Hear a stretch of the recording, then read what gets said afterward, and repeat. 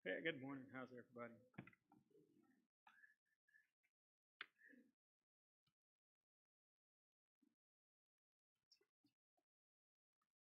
We're going to be in Hebrews chapter 11, trying to finish out Hebrews chapter 11.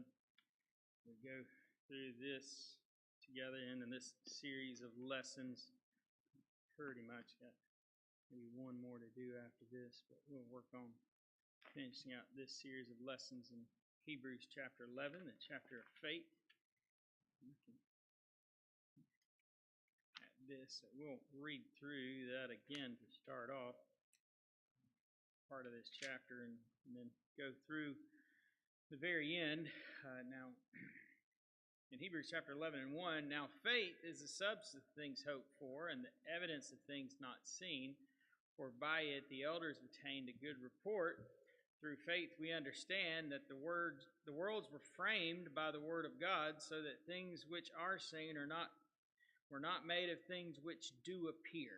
So starting off with faith, those which we can see that we appear, reminds us at the very beginning here, the writer reminds us that we do more than just what we can see by our eyes. Sometimes when we look at things from the carnal perspective, certainly things get confusing, but the author reminds us at the very beginning here that the things which are seen were not made of things which do appear. So what we can see is not all that there is, that there's a different accounting, and I've talked about it before. There's a different accounting when we read through these, when we look through these, when we look at lives, when we go to the final look at things. We have to realize that we don't see all of the balance book.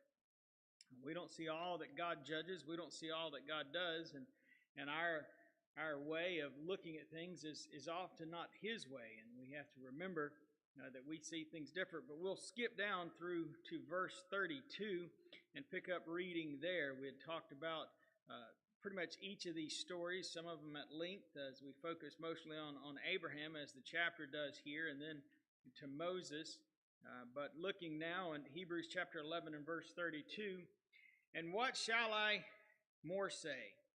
For time would fail me to tell of Gideon and of Barak and of Samson and Jephthah, of David and Samuel and of the prophets, who through faith subdued kingdoms, wrought righteousness, obtained promises, stopped the mouth of lions, quenched the violence of fire, escaped the edge of the sword, out of weakness were made strong, waxed valiant in fight, turned to flight the armies of the aliens. Women received their dead raised to life again, and others were tortured, not accepting deliverance that they might obtain a better resurrection. And others had trial of cruel mockings and scourgings, yea, moreover, of bonds and imprisonment. They were stoned, they were sawn asunder, were tempted, were slain with the sword. They wandered about in sheepskins and goatskins, being destitute, afflicted, tormented, of whom the world was not worthy. They wandered in deserts and in mountains and in dens and caves of the earth. And these all, having obtained a good report through faith, received not the promise. God having provided some better thing for us, that they without us should not be made perfect. So the writer here at the end of his roll call, at the end of all that we've talked about, we've looked at Abel and Noah and went through the patriarchs. As we've looked through them, he gets to the point, he says, and what shall I say? For time would fail me to tell. And the scriptures are full of heroic deeds of faith, too many for him to describe in detail, surely. And he understands that there's book after book that you can go back and read, and he begins to just point us out. He's done a couple of in-depth study of in-depth things that we looked at Moses, and he's looked at Abraham, but he says, I can't do them to the all, but let me recall to you in faith, having made his point, having talked about these at length, having talked about these that he looked at the life as we did with Abraham for really weeks on end, as we looked at and realized that everything that he had done with faith, he begins to summarize some of the examples of overcoming and enduring faith, realizing that faith was the common thread, realizing that all that they had done by faith, just as Abraham had lived his life and he had walked and spent the days in faith and doing this by faith, so that each of these stories were done by faith. He mentions men of acting. As he goes through, we can think of Gideon, and certainly we can think of that story. And then he mentions each and every one of those. He lists the exploits of faith, and then he refers that we can think when we hear just these one-line words here, that they remind us of the story, that they go with them, and we can look at that and we can understand that by faith all of these things happened. And then he says that, then he talks into how they endured by their faith. And then he mentions what they gained by faith. We can look at these 6 that are made mention here by name and think of their story. And we could do the same thing that he had done with Abraham and look through their story and think of all that he done. And he makes mention of their names. And some were rulers of the book of Judges. He begins at the book of Judges and begins to tell that story. And he talks some about the book of Samuel, and he presents this particular history of Israel's story right after Joshua, right after where he's at. He tells the story here as he's going through his list of stories through the history of Israel. We talk about Abel and Noah and Abraham and Moses and then Rahab, which we'll go back and study that one. And we look at all of these, and then he goes right after Joshua and begins to tell the story of Gideon and of Barak, and he reminds us of these that had happened. Reminds us that these stories of faith continue on. Reminds us that even though that we may have we look back and we talked about Abraham being the father of the faith and beginning this, and how Jacob was the father of the nation, and we talked about all of these that we talked about. Then he goes on and mentions Gideon, and just by mentioning his name, we can all think of the story of Gideon, of how he armed only with trumpets and pitchers and with torches inside, they rout the entire army of their oppressors. And we can think of that story and all of the pictures that come to mind of these groups of men gathered on a hillside, that they're in a mountain, and there's the enemy is there, and there's so many of them there without number. They're just grasshoppers. It says that they're just more than able to be numbered, more than able to be that we can see, more that we can look at and count. That they're without number, like sands of the sea. The Midianites and Amalekites and all the children of the east lay along the river like grasshoppers for multitude, and their camels were without number as the sand of the sea for seaside for multitude. And then Gideon receives his dreams and lays all of this out, and he hears the voice of the Lord, and he says, telling him to go, and he does these things with the 300 men, and he puts trumpets, and all that story happens, but he does that by faith. He does that by trusting God more than what his eyes can see. He does that by trusting God and realizing that the God of Abraham, the God of Isaac, and the God of Jacob is the same that I have now. By his faith, he does these things. By his faith that he takes that step. By his faith, he takes these 300 men against a host that was unable to be counted. And he is successful not by what he does by his own strength, but what he does by faith. Now, that story happens, and we all know the story of Gideon, how he has the fleece of wool that he puts out before, and sometimes it's easy in our mindset of knowing the story, and it's easy in our mindset of knowing the final report and being able to read the final chapter, and having learned that in primary class, how God delivers.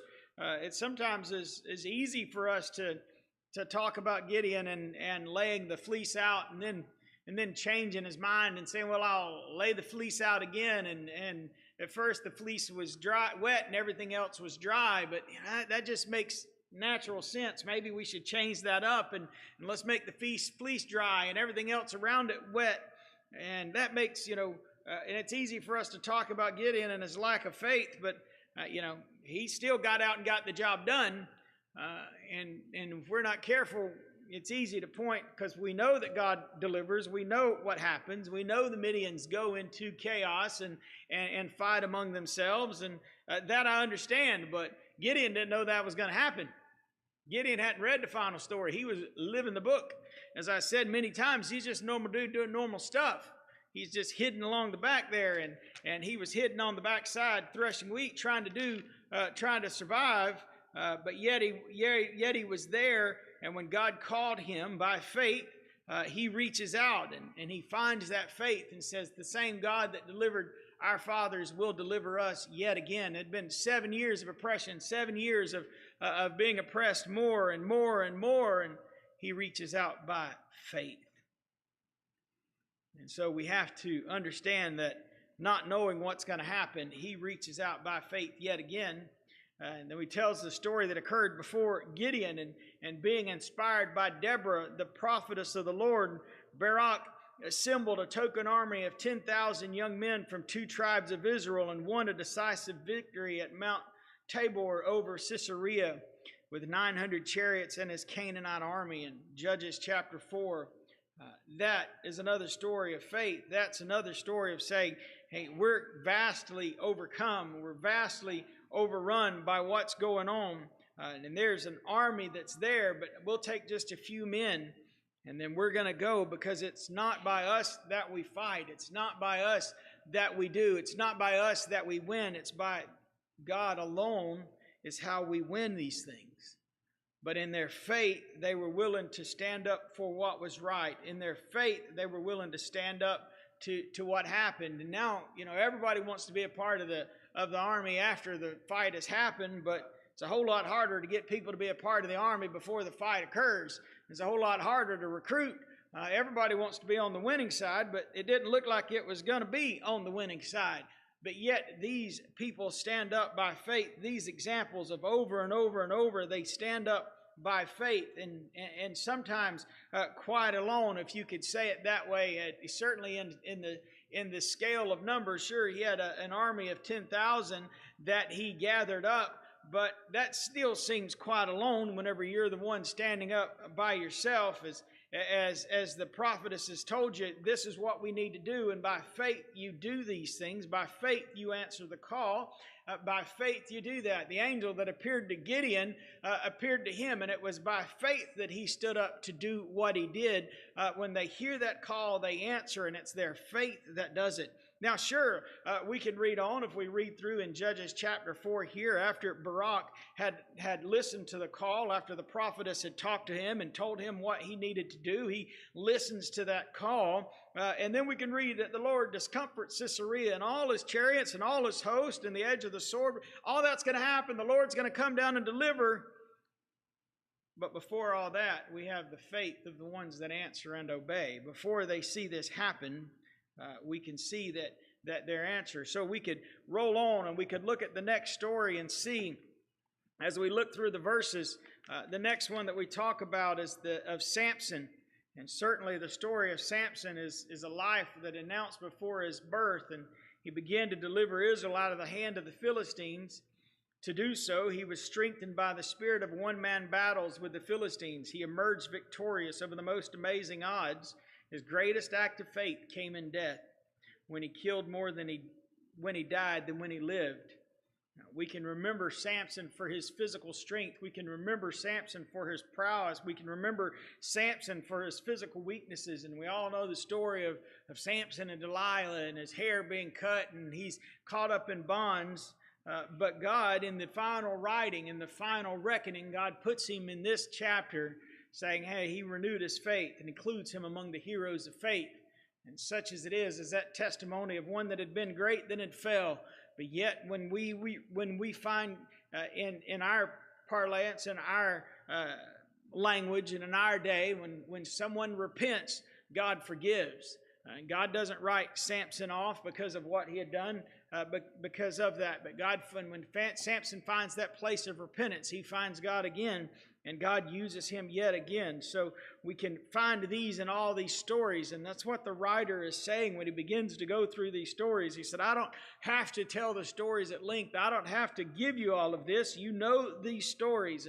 And these are the stories that you can go back and that you can read. But remember that they, through faith, did these same things. That it was through their faith that they've done this. Sometimes in telling the story, again, we know the final chapter. We know what's going to happen. We can see that as it occurs. All we have to do is read down a few more lines and we can tell the end of the story. But the writer is getting us to the point that we remember that it is through faith that these occur. That faith that was there before we knew the end of the story, that faith that was there before we knew the final writing, is what happens. Now we could read on and read through the other stories of Jephthah. He becomes an outlaw, and God gives him the responsibility of subduing the Ammonites and makes him a judge of Israel.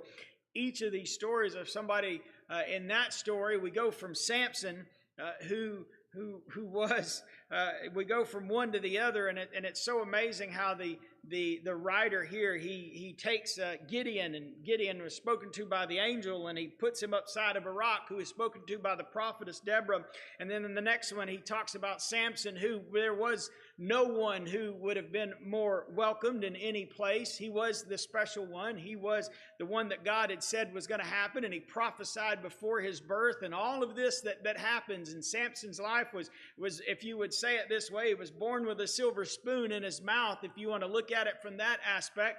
And the next one that's in line is Jephthah. There he is. He's a guy. He's an outlaw. He's one that you didn't want to be there. He was driven into exile by his brothers. So as far away as from Samson as you could get, as far away from Samson's upbringing as being the cherished son and the special one and born with a silver spoon in his mouth, the next one in the list is this guy who was driven to the outside. But nevertheless, God gives him that responsibility. Nevertheless, God uses him. Nevertheless, this is what happened. But the thing is that he believed in God. We read in Judges, that's what we find. And God honors him for his faith and for what he done. And then, of course, we move on to the next story that we could tell at length of David and the story of Samuel and of the prophets, as we could go through these lists. And David trusted God when nobody else did. David trusted God whenever everybody else is cowering on the side of the mountainside with Goliath. And the story doesn't start there, but that's often where we pick it up in David's faith. And that's where we see David's faith occurring, is there on the mountainside. But David reminds us even himself that that's not where the faith started. He said there was a time there was a lion, and then there was a time that there was a bear. So you're seeing this at this opportunity to practice faith. You're seeing it at this opportunity. And that story reminds us is sometimes we see what happens. Sometimes we see the outcome and we say, oh, I want to be to that place. And David said, well, I'm at this place with Goliath because there was a time when nobody else saw the faith. There was a time when nobody else saw that I did. And that's how faith occurs is in each of these stories. You see with Deborah and Barak, we see Barak at the end whenever he's triumphant. We see him whenever he's winning. But there was a time that it was just him practicing his faith alone. We can see Gideon as the angel talks to him, and we can see Gideon as he's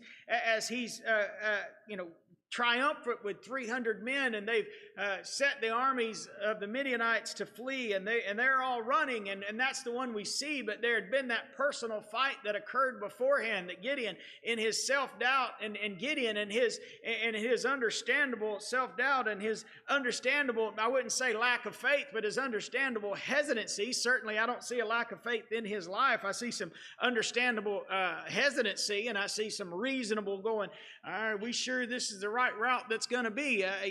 That's not a lack of faith. I guess that's just a little bit of caution, and I can understand his caution of what God's wanting me to do, and so here he is. But we see that that's where the faith starts, is when he overcomes that first hurdle of saying, is this really what I'm supposed to do? And so the same thing occurs in David's life when we see David standing over Goliath, and we see the triumph for it. But what you have to see and what you have to look back in the past is you see there was a time with the bear when no one else saw him fighting the bear. He was all alone, and there was a time with a wolf that no one else sees him, and he's fighting alone, and that's when the faith starts, is when I feel like that's the first thing that I need to do. So sometimes when we look at people's lives and we want to compare ourselves among ourselves and say, well, how did they get to that point? You got to realize there's some times that happened in the backside that you didn't see them on the backside of the wilderness. You didn't see them when they were fighting the bear. You didn't see them when they were fighting the wolf. And that faith was just them, and their faith alone is what gets them to the place of where they're at.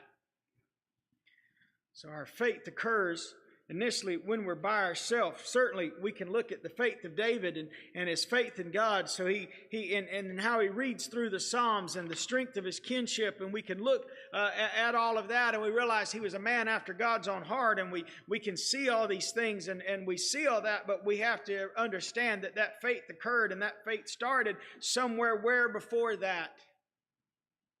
We see what in one aspect may be the after effects of that faith. We see the story being told at the after effects of the faith of all these things that happen, but that faith occurs early and continues on. In the next story that we look at in Samuel is just yet another reiteration of that same story. Samuel, born as an answer to his mother's prayer of faith, began ministering before the Lord as a boy wearing a linen ephod in 1 Samuel. And he continued his faithfulness as the prophet of God and Israel's last judge. By faith alone he stood, and against the evils of his day, speaking God's truth to a rebellious people. But yet again, I would say that faith, we understood it started when it was him alone, sleeping in the temple side, sleeping in his, and God calls to him when he calls to nobody else. As much as Barak was spoken to by Deborah, as much as Gideon was spoken to by the angel, God himself calls, because there is no prophet that God can use. So God himself reaches and calls into Samuel and says, Samuel, Samuel. Samuel says, here am I.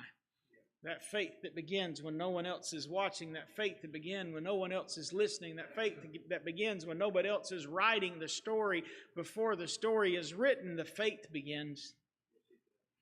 And so we have to remember that that's what happens. There's others that they could see, and there's other stories that we could look at, and there's others, and time would not allow me to tell the stories, is literally what the author is saying here. He says, what more shall I say? I could get involved in each one of these stories, and we could look back and we could read through, and the list of accomplishments that has happened here, that it all happens through faith. And that's what he's saying. I could sit and list the accomplishments, but yet just all I have to do is say the name, and you remember the accomplishments. All I have to do is say the name, and you remember what had happened. All I have to do is say the name, and the story pops up into your head, and you begin to see it, and you begin to play it out and say, but yet by making mention of the prophets. And he says in just the end, we could just say, we could talk about the prophets, and each of one of them having a story of Elijah and Elisha and Amos and Hosea and Isaiah and Jeremiah, Daniel, Ezekiel, and all the others, each of them having a story of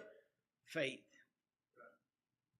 And each of them standing alone against the evils of his day, each of them standing in their own particular circumstance, each of them standing in their own particular way. And we can think through this, and then he begins, as he goes through some of these named exploits, and then he begins to just talk about the exploits, how they, through faith, subdued kingdom, wrought righteousness, obtained promises, stopped the mouth of lions, quenched the violence of fire, escaped the edge of the sword, out of weakness were made strong, waxed valiant in fight, turned to flight to the armies of the aliens. Through this series of almost like machine, he's just saying one phrase after another, and each one of these, as you begin to, we could say that in their story that begins to play inside of our head. We've talked about those that subdued kingdom. We talked about Gideon and Barak and Salmon and Jephthah and David and the Moabites and the Philistines and the Edomites, and then they wrought righteousness. It refers to the judges and the kings, and each of us could think of the kings of Israel that had came along who were righteous, that they served God with all of their ability, and they rebuilt the temple, and they rebuilt the house of God, and they served God with all. And here they are with those that received promises that were promised. And of course, the ones that stopped the mouth of lions reminds us of the stories of Samson and David and Daniel, and quenched the violence of fire. And here we have to be remembered of Shadrach, Meshach, and Abednego, and escaped the edge of the sword, we have to think of Elijah and Elisha escaping the threat of assassination. Out of weaknesses were made strong. Maybe this is the healing of Hezekiah, of Jephthah, or the historic incidences of the mid-Christian history of the Maccabean revolt, and they waxed violent in the fight. And of course, here's all these that we can see. The stories of Eleazar with a sword and 2 Samuel come to mind, and then over and over they turn to flight the armies of the aliens. So all the historical things that happened, all of that happens, the author says, I could talk about all that, and we've talked about it, but it's by their faith in that walk, in that relationship. But each one of these stories, we have to think and get to this point of where we're at. And here we are. And he says, but, however, in the midst of all of these, and in the end of this chapter, he said, we've talked about all of this, but now in verse 35, women received their dead raised again, and others were tortured, not accepting deliverance, that they might obtain a better resurrection. And others had trial of cruel mockings and scourging, yea, moreover, bonds and imprisonments. They were stoned, they were sawn asunder, they were tempted, were slain with the sword. They wandered about in sheepskins and goatskins, being destitute, afflicted, and tormented, of whom the world was not worthy. They wandered in deserts and in mountains and in dens and caves. All of this that happened, all of this, God seems, as we read through this, we've read through the victorious happenings, but we remember in each of these lives there was very often a large account of suffering. In some of these lives, it seems like that's all there was suffering. There is no valiant victory. There is no overcoming. There is no God breaks through. We can look at the different stories and say, we could look at Jeremiah and say there's a prophet who prophesied his whole life, and he prophesied and suffers his whole life, and throughout his whole ministry there's not a single soul saved. But yet he's listed in the count of the faithful. But yet here he is, he's listed as one of those of the prophets that says he's faithful. When we look back through the book, and we can see that he's listed as a faithful one. Because God measures things on a different time scale than we do, because God uses a different measuring stick than what we do, and he understands things work differently, but it's through their faith that gets them to this place. The majority were called to stand in faith and endure the suffering. As we read through this, now some women were delivered from temporary suffering when their sons were raised to life again. We can think of Elijah raising the life of the widow of Zarephath, and Elisha doing the same for the Shunammite son. They were raised, but yet again life marched on. They died yet again. We're told of a better resurrection. We're told of something else, that they might obtain a better resurrection. All this happened looking into the future. All of this happened looking for what's going to come. As we look through this, and sometimes we can see, and sometimes in our carnal mind, as I'd said at the very beginning, we measure things on our time scale. But the author here is reminding us in the middle of all this to measure in a different way, to look at things through God's eyes. And so, but when we look at these verses, it's easy sometimes, and if I'm not careful, I'll do this, and I'll look through this chapter in 11, but we have to remember these verses are here for a purpose. As much as we celebrate the faith, as much as we celebrate the overcoming, as much as we celebrate the victories that have happened, the author reminds us that sometimes we suffer for the faith. Sometimes we endure suffering. Sometimes these things happen, and how does God seem to, if I would put it this way, God choose one to the other? I can't tell you the ethics of God's choosing one for the other. I can't tell you how it happens and how God, but I realize that he's God, and I don't understand, and he does. And so my faith is just to realizing that sometimes I just don't understand, but yet I trust him still. I continue to walk by faith to understand that I don't understand. Maybe that's all I need to understand is I don't understand. And God does. And my faith is in him, and he understands what's happening, and I'll just continue to do what I can. I'll just continue to walk. I'll just continue to do, because my faith is in him. My faith is not in me. My faith is not in what I can see, but my faith is in him. when he talks about some being tortured and some being held on a rack and beaten to death, and the mockings and the scourgings. Certainly, Jeremiah was abused but endured by his faith. He talks about bonds and imprisonments. We could think of Joseph and Hananiah and Micaiah and all of those, and some like Zechariah were stoned and sawn asunder. The Jewish tradition is that Isaiah was sawn asunder during the reign of Manasseh. Some were slain by the sword, and many Jews were massacred, and each of these triggers a story inside of our minds. And yet here they are, Elisha, John the Baptist, wandering about in sheepskins and goatskins, being destitute, afflicted, torment, and it seems like that was the plight of some. But yet in the end, over and over and over, as I read through this, as he tells through all of this, he says here, of whom the world was not worthy. They may have thought, if you were to look at them on the time frame, if you were to look at them with the time, and you'd look, and if you would see, oh look, there's John the Baptist, that crazy guy out in the woods, out in the desert, wearing camel's hair and eating locusts. What's going on with him? The writer here reminds us, you're not worthy of him. You might think that he's crazy. You might think that he does things a little foolish. The writer reminds you, you're not worthy of him. The world is not worthy for him even to be there. You might look at things and say, what's going on with him? He had good parents. His dad was in the temple and his mom was good. What's going on? The writer reminds you, you're not worthy of him. Because I judge things, God says, I judge things differently than what you do. I judge things because I see his faith more. Yes, he could have had a lifespan, and if you study much about John the Baptist, he could have had all the things because of who his dad was. He could have had all the influence because of who his dad was, but he chooses to look forward by faith to that Messiah whose shoelaces I'm not worthy even to unloose, because I judge things on a different time frame. I judge things in a different way. Hey, John the Baptist, you're in prison because of all the crazy stuff that you said. You're in prison. The writer reminds us, you're not worthy. John the Baptist, you lose your head. The writer reminds you, you're not worthy of to be in the same place that he is because of his faith, because I judge things on a different time scale. So sometimes when we look at our lives and we look around and we see, when we get into this chapter, as much as, and we've went through the exploits, we've went through the named stories, we've went through all this, and now we're just looking at the sufferings. At the end of the sufferings, that we get to the tail end of that, the writer reminds us, you're not even worthy of these who suffer for the faith. Here we are as we march along through the end of this. But yet, what they've done, as we look in verse 38, and it says, of whom the world was not worthy, they wandered in deserts and in mountains and dens and caves of the earth. And the important part is, and these all, having obtained a good report through faith. That's the point.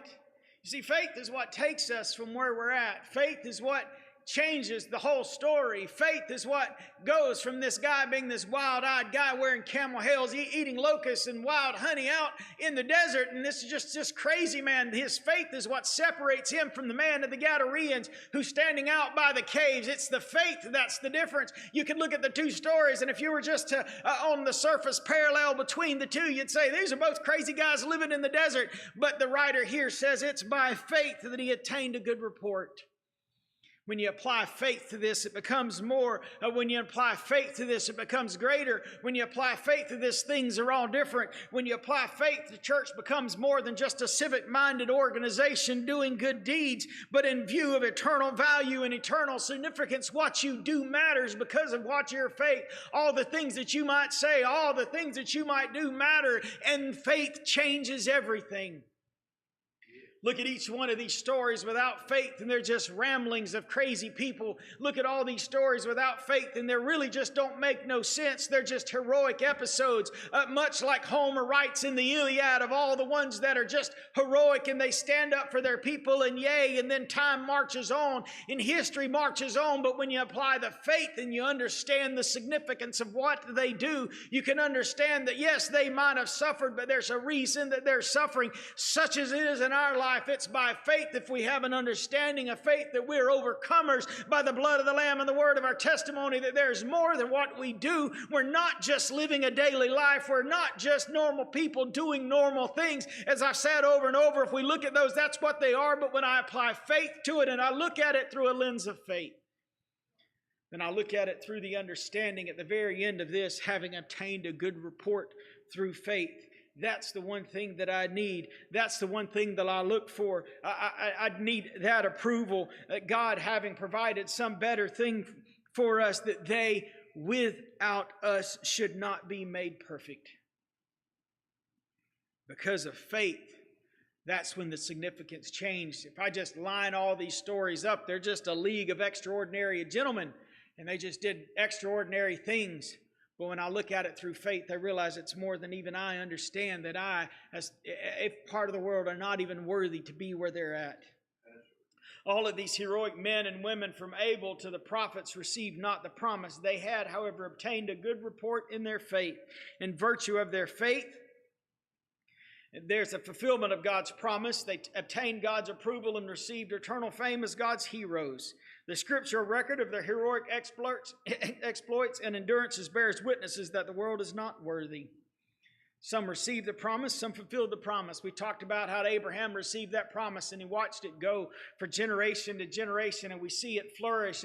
And some were saying the promise just passed the promise on, and we talked about that. And then there's some, but yet when we get to the end here, that they do all this without Christ. They had not received the promise, but here we are, we've received the promise. We're under a new covenant, have received the better things for a reason.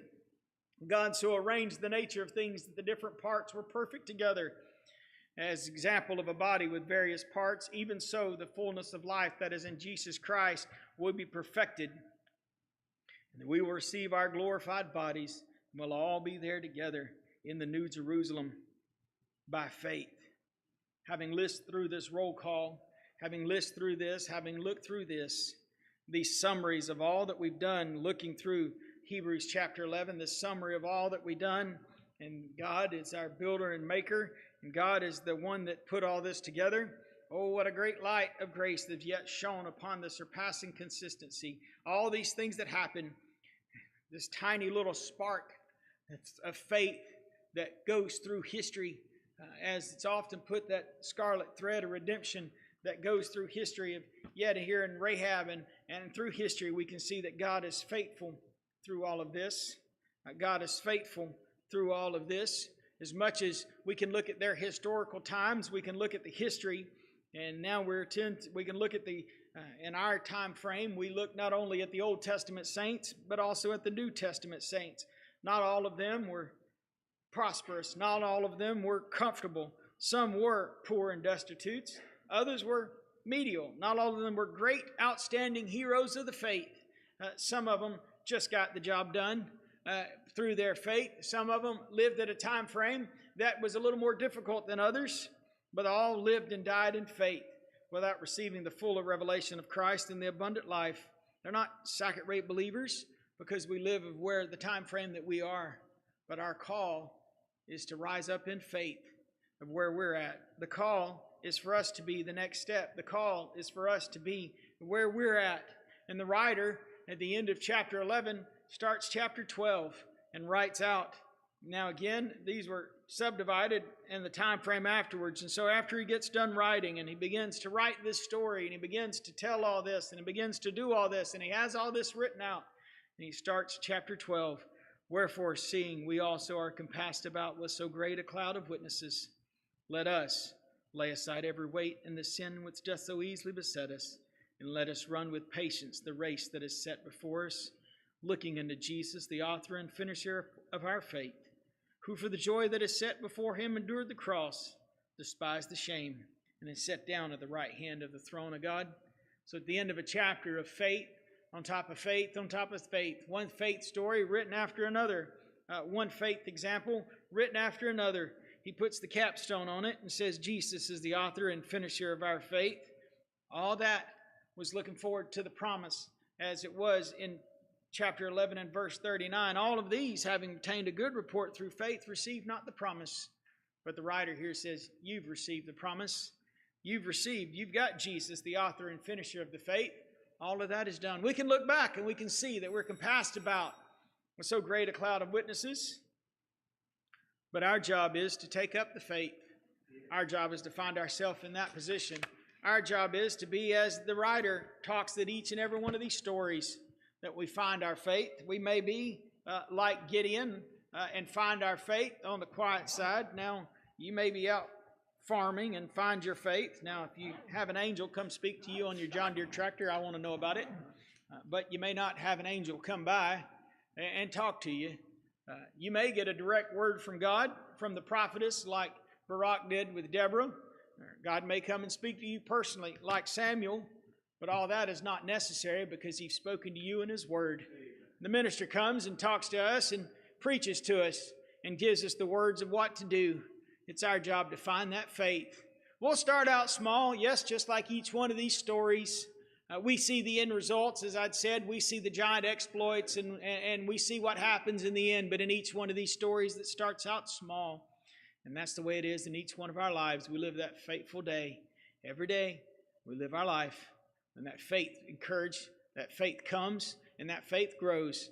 And such is our role as we're to have and that we're to play. Is our role today is to be the next generation, to be being faithful. Oh, it may seem like I'm not doing a whole lot. Oh, it may seem like I'm not getting a whole lot out of it, and I'm not having giant exploits. You're not responsible for having the giant exploits. You're responsible to be faithful. And that's all that we are to be, is to be faithful and to hand the promise on. Good to be here this morning.